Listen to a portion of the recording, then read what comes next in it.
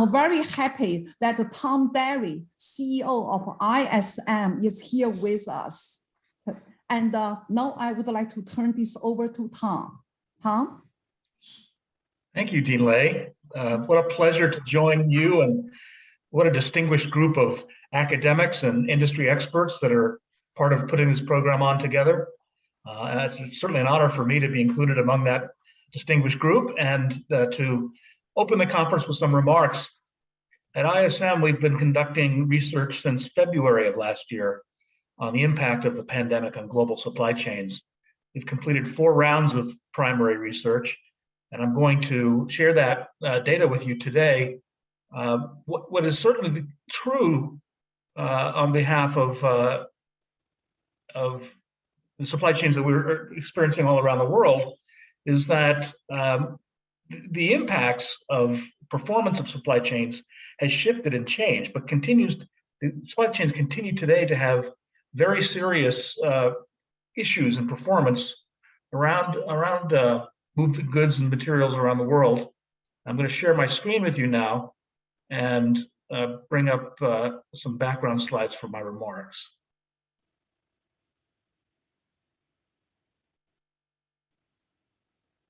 Bear with me just a moment.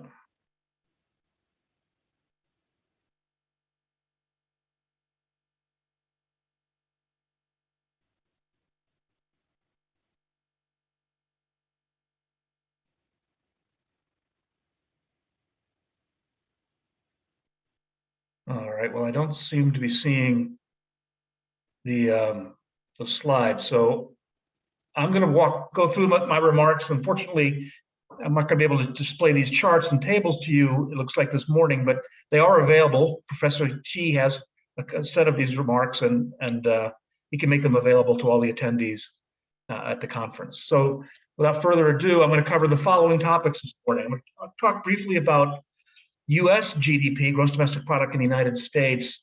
As many of you probably appreciate, ISM publishes the widely followed manufacturing PMI and services PMI indexes each month. Last August, we also debuted the first industry vertical version of the PMI, a hospital PMI. So that's the third in that series of data reports that come out each month. They have proven to be highly correlative to movements in GDP and inflation and other macroeconomic elements of the economy, and so are widely followed by policymakers in Washington, D.C., by academics interested in the performance of the economy, and certainly, and the primary reason we publish it, for business leaders who are looking to fine-tune and calibrate their supply management strategies based on conditions that are prevailing in the market at any given time. I'll indicate to you what the recession looked like that we experienced in March and April of last year. It was very brief. We had a very sharp recovery. Demand remains historically quite strong at the moment, and supply essentially across the board is unable to keep up with the strong surge in aggregate demand. Lead times are highly elevated. They became elevated immediately at the start of the pandemic lockdown, when we had a supply shock, the shutdown of production in China, and it quickly became a demand shock as other nations and other economies around the globe shut down, and we had a very, very sharp recession as a result of that. Lead times have really not recovered, and I'll show you some data on that. I'll talk about the historical correlation between higher lead times and higher prices for inputs that we pay in the supply chain. We're seeing almost unprecedented levels of inflationary pressure in the supply chain. I'll speak a little bit about this in some more depth. Just a reminder that higher input prices don't always translate into higher inflation as measured by the CPI or other consumer-based economic indicators, because sometimes they're transitory, or sometimes the price increases at various points in the value chain get diluted as the products are assembled. A high price for a particular commodity or input might correlate to only a small total piece of the cost of the final finished good. So it doesn't always translate, but it is very unusually high, and we'll talk about that. We're experiencing unprecedented disarray in global shipping and freight, both ocean freight, air freight, and in the United States, lack of domestic trucking capacity as well. That's clearly contributing to the increases in lead times. And finally, I'll talk about inventory policy at companies as a result of all these factors, because it's quite interesting what companies are experiencing. I'm going to try one more time to share the screen. I really want you to be able to see this data.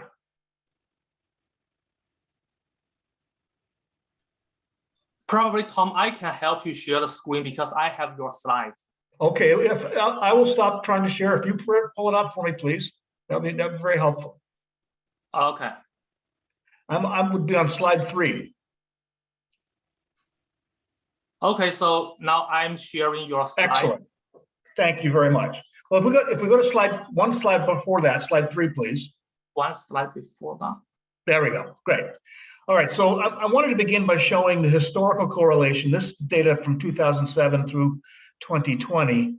The historical correlation between GDP is expressed in a quarter-over-quarter change, and both the PMI, the manufacturing PMI, and the services PMI. So the manufacturing PMI on this chart is represented by that orange line. The GDP, as reported by the Bureau of Economic Analysis, the Commerce Department, is represented the blue line, and the services PMI is in the gray band. And as you can see, there's very tight correlation historically between the two industry sectors that make up the United States economy and actual GDP performance over time. You can see in the far right-hand side, of course, we had the very severe contraction in the second quarter of last year in GDP, which is reflected in this chart, and the very strong recovery starting in the third and fourth quarters of last year.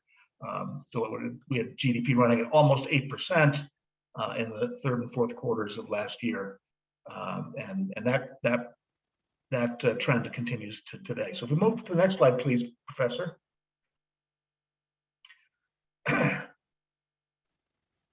Advance one slide. There we are. This, the GDP data is, particularly the manufacturing data, which is represented in this chart, is widely followed because it's a very reliable indicator of economic recessions. You can see the 3 most recent recessions from 2002 to current times listed on this chart in those gray shaded vertical columns.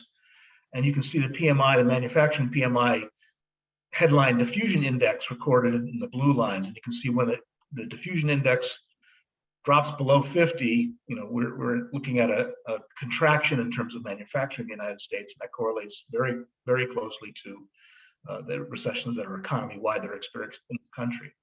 Now, if you take the 2 indices, so the data that came out on Monday for the manufacturing PMI, the headline index was 60.7, and the current services index is at 62.7. We'll publish that one later today, but it's not out yet. If you understand the proportional contribution of the 2 sectors to the overall economy, manufacturing represents about 12% of value contributed to GDP in the US economy, and the services sector makes up about the other 88% of the US economy. And then you do a weighted average. We report in each of the monthly reports, we report the index number, how it correlates to the level of GDP expansion in the United States historically over time. If you do the weighted average of both those figures, I've done that math here in the blue box, GDP is currently running at about a 4.7% rate, the ISM data would indicate, which is quite strong. That's quite in line with the Bureau of Economic Analysis is reporting. It's 6.1% growth in the first quarter, and it's in line with the strong growth we experienced in the fourth quarter of last year. So GDP expansion continues to be quite strong. And this is the closest thing we have in all of economic data in the United States to a real-time speedometer, as I refer to it. How fast is GDP expanding? It's real-time data. It's collected in the last week of the month and published the first business day of the next month. It's unlike official U.S. GDP data, which has at least a 3-month lag and is frequently revised. It's the closest thing we have to a real-time economic indicator. And as one Federal Reserve chairman once famously said, if he was asked if he could have only one economic indicator to understand the performance of the U.S. economy, he indicated that it would be the ISM PMI data. So we do have a wide following in terms of the utility of this data indicating the direction and speed of the U.S. economy. If we move to the next one, please. I mentioned lead times, and we noticed that lead times had effectively doubled beginning as soon as late February and early March of last year. And there has been modest but not significant improvement in lead times over the next 12 months. And I would suggest that's a mix of factors accounts for that, and the number of factors and the individual factors has evolved over time, but nonetheless, lead times continue to be historically quite high. The bottom bar represents lead times that are reported out of these various countries in the world.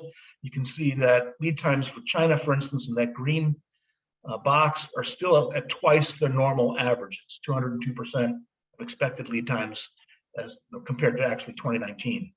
And you can see across the board, even in the United States, which is that blue box on the far left, lead times even domestically are 77% higher than we would normally expect. A lot of that is due to, well, a number of factors, including a scarcity of raw materials and components, a very difficult time for manufacturers finding qualified labor to keep up with their production demand. So your suppliers are having a hard time hiring people to meet your demand for the products that you're buying from them. And then domestic freight across all modes of freight continues to be very problematic. So even in the United States, which is doing comparatively well, we're still seeing extraordinarily long lead times. Now, the next slide, please, indicates the forecast for lead times. And as you can see, this data was collected in January of this year. Practitioners are not expecting lead times to recover significantly at all over the coming year. They expect lead times to be a continuing issue for them, and they are planning accordingly. There are workarounds. People are trying to expedite by air freight out of China, but it's difficult to find capacity. It's very expensive. They are factoring in U.S. port congestion and adding at least a week to normal transit times for ocean freight because of port congestion in Long Beach and other ports on the west coast of the United States. They understand there's a scarcity of containers and vessels, both, for ocean freight. Ocean freight is 2 to 3 times more expensive from the east coast of China to the west coast of the United States currently than it normally is. And it's very difficult. Large volume containers are very difficult to find, and so companies are having to pay for twice the number of containers to move freight from China to the west coast ports, for instance. There are lots of problems all across transportation and shipping in the global economy today. Now, if we go to this is very, to me, it's a dense slide, but it's very important. What you see in these called out sections, so the red box on the far left of this chart shows the normal relationship that we would expect between changes in lead times and prices paid for inputs by buyers. And when lead times get slower, which is indicated in this chart by that dark blue line rising above 50, a number above 50 in this chart indicates slowing lead time. When lead times are slower, prices typically go up. And we associate this normally with a healthy economy. Lead times slow because there's been a surge in aggregate demand. Suppliers have not adjusted production to keep up with the new demand that they're experiencing. It takes them a while to add capacity. And in the meantime, they put their customers on allocation and they're able to charge premium prices for the price. So you normally associate that with an increase in demand, which is actually a very positive indicator for the overall economy. In the green rectangular box, just slightly to the right of that, you see the converse situation. When we see a drop off in demand in the economy,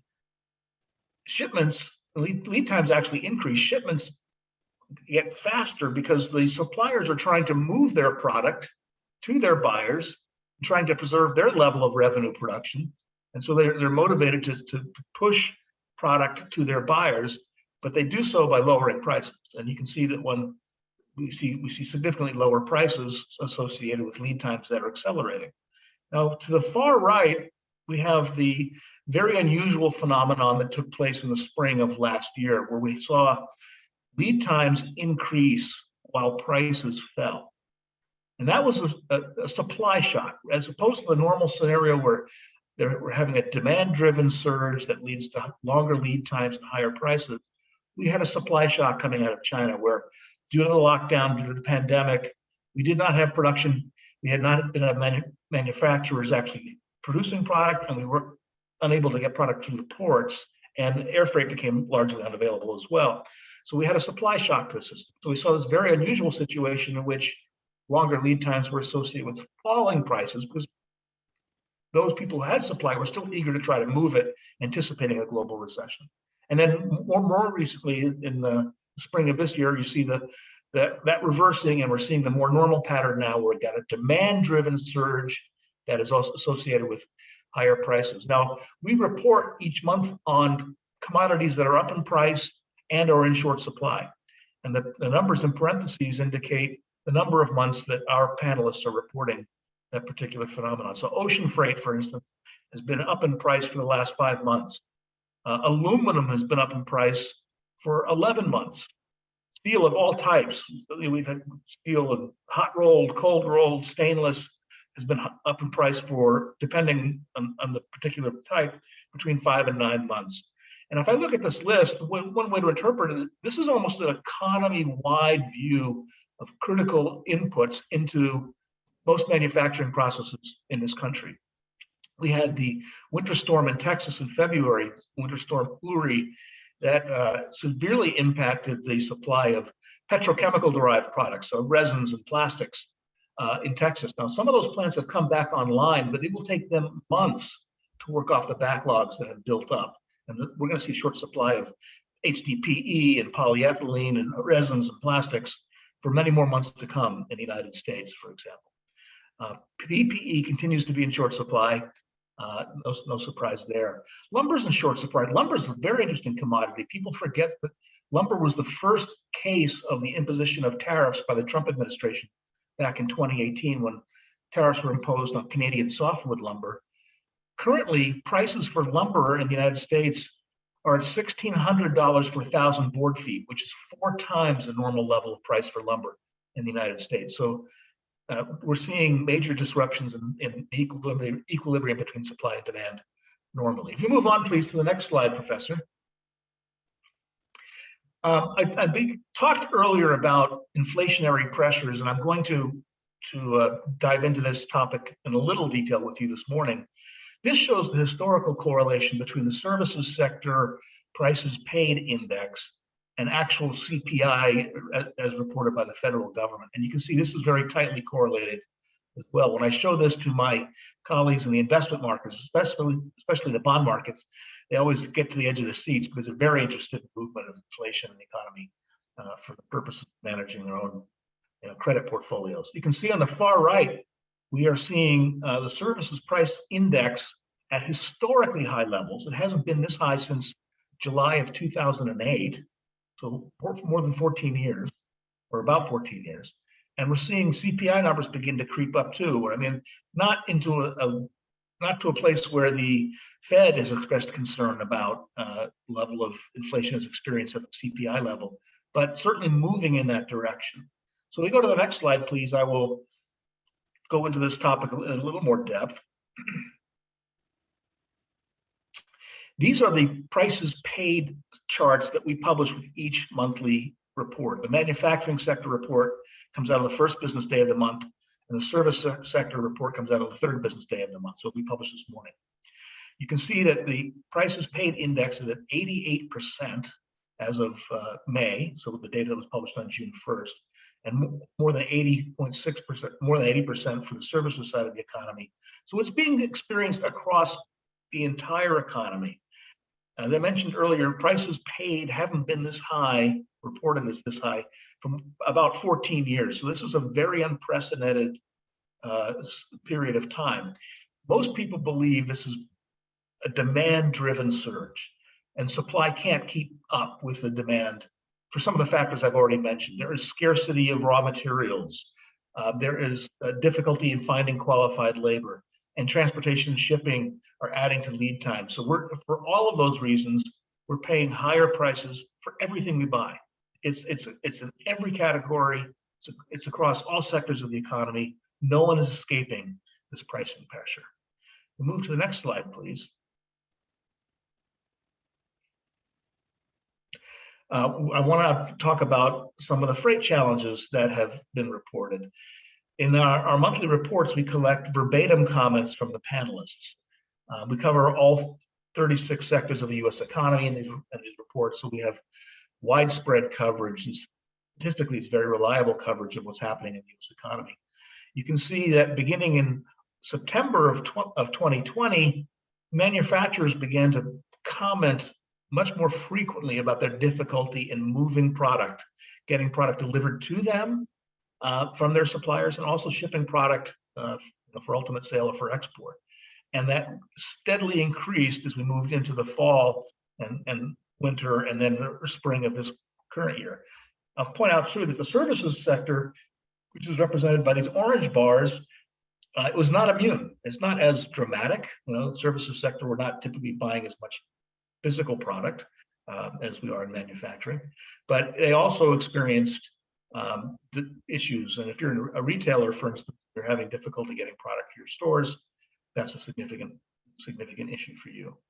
Now, what's driving these freight challenges? The next slide provides a little bit of detail around what's driving it. I realize this is very difficult to read, and let me walk you through it so you can understand how I interpret this data. When we dived into the specific comments on freight, we wanted to analyze what specific issues are they having and how frequently were those types of issues being mentioned. So the legend on the bottom of this chart indicates the various categories that we grouped the specific challenges into. So GRI, or general rate increases for ocean freight, COVID-caused shipping delays. That's typically where your supplier, because of an exposure to COVID-19, has to shut down production or suspend production for a period of time. Lack of domestic trucking capacity, higher freight costs in general across all modes of freight. U.S. port congestion, frequently mentioned. That's the gray bar. You can see as we move into the winter and spring of this year, U.S. port congestion has become a very serious concern for all companies across the spectrum. Lack of air freight capacity. Early on, it was a bigger issue than it is at the moment, but it still is an issue for people. One reason for that, of course, is we have not resumed normal air passenger traffic between countries, and people often overlook the fact that air passenger flights and their cargo holds are an important source of moving product from country to country, and without that capacity being available, charter flights have become much more expensive. Shipments have been reported as being rolled, meaning that shipments are being delayed because they haven't filled their allotment. Container shortages continue to be a massive problem. We see a worldwide imbalance. We have empty containers sitting in congested ports in Europe and in China, with a mismatch in terms of containers being available and where the product is. And that's been out of whack for 6 months or more.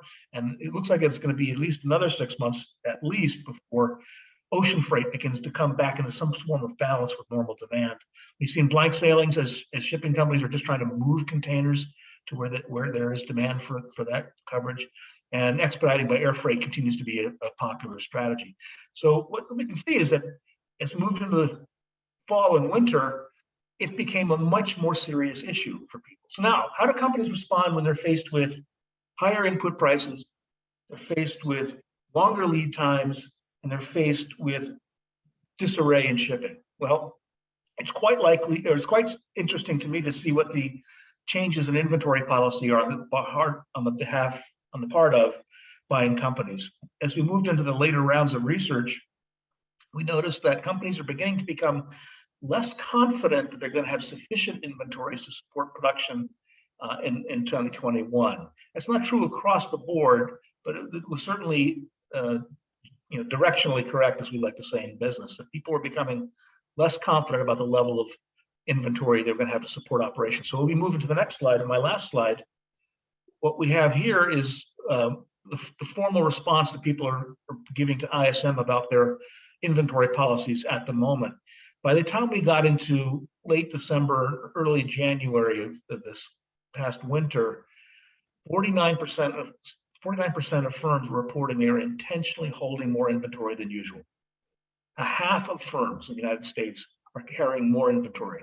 That's really an astonishing number. As you can see, the number increased as we progressed throughout the year. What accounts for this? Well, clearly firms are being very conservative. I can think of three factors that are probably motivating this. They're concerned about further disruption. They know that there is scarcity out there. If you're in electronics right now, you're looking at 60-week lead times for semiconductors, for instance. They know the prices are going up, so they could be trying to buy ahead to lock in better prices now, anticipating higher prices late in the year. And they're buying ahead because they know that lead times are extraordinarily high and shipping is unreliable. So for all of these reasons, they're holding on to more inventory to try to keep up with the pace of demand that they're trying to fulfill. It's probably not a long-term solution, right? I do expect as things come into equilibrium and balances return, that firms will relax their inventory. Obviously, working capital is a major concern of CFOs, and this is not a very lean or efficient and sustainable economic model for businesses. So we'll see if it comes back into balance over time. But it certainly is remarkable that we're seeing that kind of behavior currently, and that is only getting worse. I would also say there's anecdotal evidence of stockpiling and hoarding in certain sectors. There are indications of some stockpiling of semiconductors by Chinese firms. The United States has tried to impose sanctions on certain firms like Huawei and Xiaomi, and I think there's an indication that firms are buying ahead in anticipation of those sanctions. So as we as companies, and this is something to reflect on, as we're dealing with these disruptions in global supply chains, we're only making the problem worse if we're overbuying, if we're over ordering, if we're trying to jump to the head of the queue and get ahead of our competitors in the marketplace. The bullwhip effect is alive and well, and if we're over ordering and trying to anticipate maintaining operations on behalf of our firm, we're actually contributing to exacerbating the conditions for all other firms in the world. So that's where I would end. I would say that global supply chains today are disrupted and in disarray, and there's no indication that's going to change anytime soon. It's going to take months to work through all of the imbalances that I've highlighted today. The reasons for that disruption have shifted from sort of a supply-driven disruption early in 2020 to clearly a demand-driven surge today. And it's going to be a while before things return to normal. We have to get people off the sidelines in the United States and back to work. We haven't recovered the 8 million jobs that we've lost from the recession of 2020. And there's some indication that current policy that it pays extended benefits for unemployed workers has had some negative effect on the ability of firms to be able to find qualified workers to come in and fill the jobs they have open. So that's a policy shift that may need to be addressed as well. So I'll leave it there. I'm honored to have had a chance to kick things off to give you a sense of what the global supply chain situation looks like today. And I know that these slides are available for anyone who would like to review the data. And I want to thank Professor Key and everyone else for the invitation to address the group this morning. Thank you.